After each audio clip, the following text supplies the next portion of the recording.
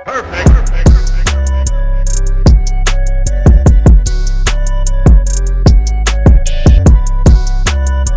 दुनिया में corona virus से निजात पाने के लिए वैक्सीन का इंतजार हो रहा है।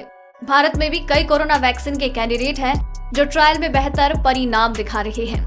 इस बीच केंद्रीय स्वास्थ्य मंत्री डॉक्टर हर्षवर्धन ने कहा, देश को शायद फाइजर कंपनी की कोरोना वैक्सीन की जरूरत नहीं पड़ेगी।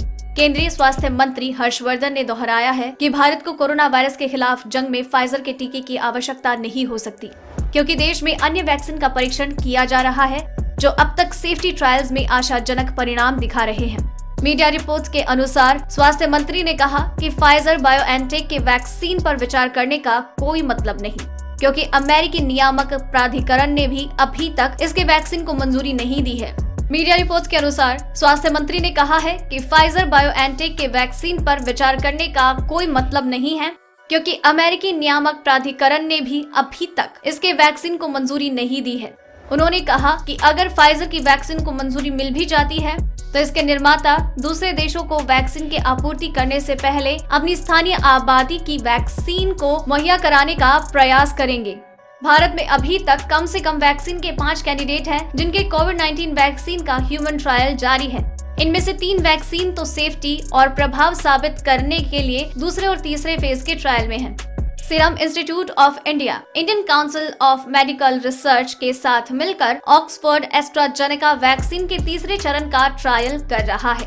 वहीं भारत बायोटेक के कोविड-19 के टीके कोवैक्सीन के तीसरे चरण का ट्रायल शुरू हो गया है। कोवैक्सीन के दूसरे चरण का नतीजा भी आ सकता है। बता दें कि दवा बनाने वाली कंपनी भारत बायोटेक कोविड-19 के लिए अपने वैक्सीन को अगले साल की दूसरी तिमाही में पेश करने की योजना बना रही है। कंपनी के एक शीर्ष अधिकारी ने कहा कि भारतीय नियामक प्राधिकरणों से अपेक्षित मंजूरी मिल जाने की स्थिति में कंपनी की ये योजना है। इसके अलावा कैडिला हेल्थ की वैक्सीन जायकोव-डी ने भी दूसरे चरण का परीक्षण पूरा कर लिया है और परिणाम का इंतजार हो रहा है। इस वैक्सीन के फॉलोअप का समय भी अब खत्म होने वाला है। इन तीनों के अलावा रूसी वैक्सीन स्पुतनिक 5 के दूसरे और तीसरे चरण के ट्रायल के लिए भारत के डॉक्टर रेड्डी की प्रयोगशाला ने रूसी वैक्सीन डेवलपर्स के साथ करार किया है और इस पर इस हफ्ते से काम शुरू हो जाएगा। अगर आपको रिपोर्ट पसंद आई तो इसे लाइक और शेयर करें, साथ ही अपने व्यूज हमें कमेंट करके जरूर बताएं। डेली ट्रेंडिंग न्यूज की रिपोर्ट सब्सक्राइब करें हमारा चैनल ऐसी ही लेटेस्ट और इंटरेस्टिंग न्यूज के लिए।